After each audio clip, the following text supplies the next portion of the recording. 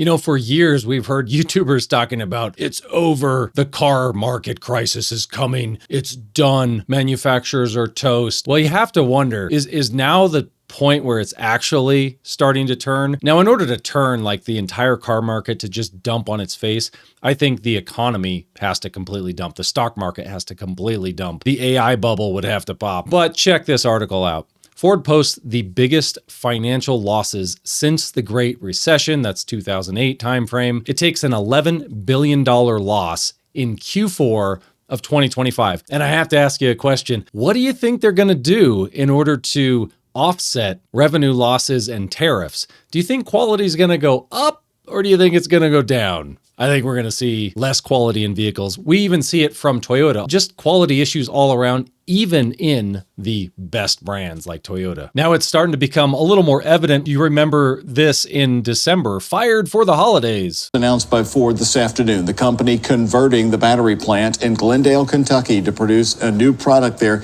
and jobs are expected to be impacted. According to Bloomberg News, the plant's 1,600 workers will be laid off during the conversion. In a release today, Ford saying the plant will convert to start making battery-powered storage containers used by data centers, utility companies, and more. Did you catch that? They're actually going to convert the Ford plant. They laid off the people. They're going to convert it so they can build batteries for AI data centers. Sweet. And maybe if they're lucky, all those people that got laid off will get to pay higher power rates too for that AI data center. Now, part of this problem for Ford was the electric vehicle division, right? The Ford Lightning and EVs in general, the removal of that credit, that's going to affect it. But that's not actually the majority of the billions of dollars lost. So part of the loss is the $2 billion in tariff costs that Ford paid in 2025. Obviously, those are probably going to be there in 2026. So they're not going to offset the tariffs, really. I don't know how Ford's going to get out of this without building vehicles that are worse quality, yet they say they're going to build better vehicles. So they say here, Ford led the industry in recalls by a wide margin, but it still managed to decrease its warranty costs by $500 million.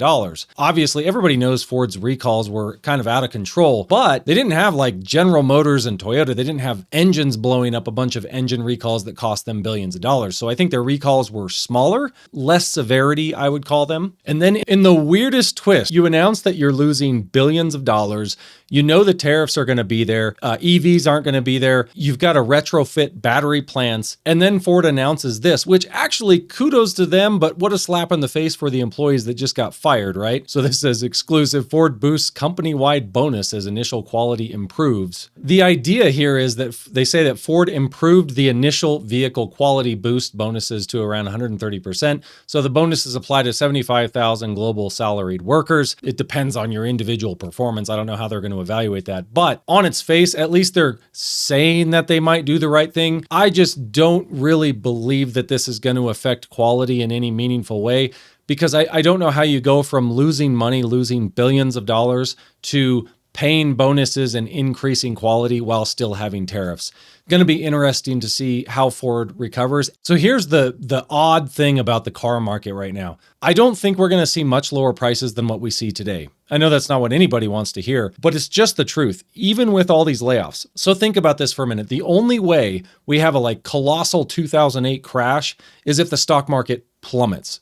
There's no other way, because it really only takes about 4 to 5% of society to buy new vehicles or lease new vehicles. If there's 4 or 5% of people that are well enough off that can do that, they're just going to continue to sell these $80,000 to $100,000 trucks. It's not going to change at all. However, when I see stuff like this, I think there is a chance that something might start to change. And so when you start to see white collar jobs being eliminated, this is for 2026. This is the type of stuff that could be the catalyst for a little more economic turmoil. Amazon said in January it's eliminating 16,000 corporate roles globally. And I guarantee they're probably higher paying jobs than just traditional like fast food or whatever. And that's in addition to the 14,000 roles that they already eliminated in October of last year. These are massive job cut numbers. Citibank will cut more jobs this year, and it's planned to reduce its workforce by 10%. 20,000 employees. Meta, another huge one. Again, they're preparing for layoffs in 2026. It's the virtual reality division that Meta had. So New York Times reports that they're going to lose about 15,000 employees. I guarantee they're probably high-paid employees as well. Nike on January 26 said 775 employees across Tennessee and Mississippi, citing efforts to streamline its distribution. And look what Nike says about how they're doing it. We are sharpening our supply chain footprint, accelerating the use of advanced technology and automation. Advanced technology and automation is probably something to do with AI. Pinterest is laying off 15% of its workforce. And again, look what they cite. AI forward strategy. T-Mobile says they're going to cut jobs. They don't know how many. And UPS, this is another big one. This was, I believe, due to Amazon. UPS is cutting 30,000 jobs in 2026. Those are good paying jobs. Heineken, who knew that they weren't drinking Heineken anymore? They're cutting 5,000 to 6,000 jobs. So look, this isn't meant to be like big Debbie Downer video. I think it's just the reality of the market. Will the car market crash?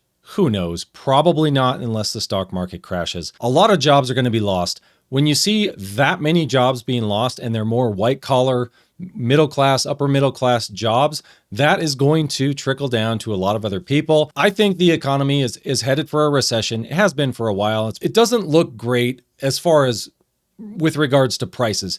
I don't see how Ford, Toyota, any of these companies are going to give you really much lower pricing than we see today. Because right now we have a lot of stock in like Ram, Toyota, everything. Really, the stock's pretty good. The tariffs probably aren't going anywhere. So if you're thinking like, I'll just wait till summer or whenever to buy a vehicle, I don't think they're going to be all that much cheaper. And then you see these companies making cuts, and especially automakers. They've talked about reducing their supply. So the way they're going to game this is if people stop buying vehicles, they're just going to throttle the supply down to match how many are being leased and sold so that they can keep their prices and their margins up. They're not going to take the L. So that's just how they're going to work. And of course, they can always get bailed out by the government, right? All these AI companies, everything that's going on. I hope that's not what happens. But if you're in the market for a car, don't expect a lot lower prices than what we see today or better stock. I think, if you're fortunate enough to be able to buy a new vehicle, now's probably as good a time as any. You're not paying over MSRP with any of these companies, usually getting 15% to 20% off MSRP right now. I hope this helps someone out and kind of gives people, it's just more of a market update and quality update, what I see in the auto industry. Not super impressed with really any companies as far as quality right now. On the horizon, not really excited about the future of cars because they're all AI, software-defined vehicles. I'm not excited about that future at all. I like analog vehicles more and more. And the more I drive new vehicles, the more I like the old vehicles, which is why, unfortunately, used car prices are still high. Not a lot of good news today. Let me know what you guys think in the comments. Do you think we're going to see higher quality, lower prices, any of this stuff? Where do you think the market's going to go? Thanks for watching. Till next time.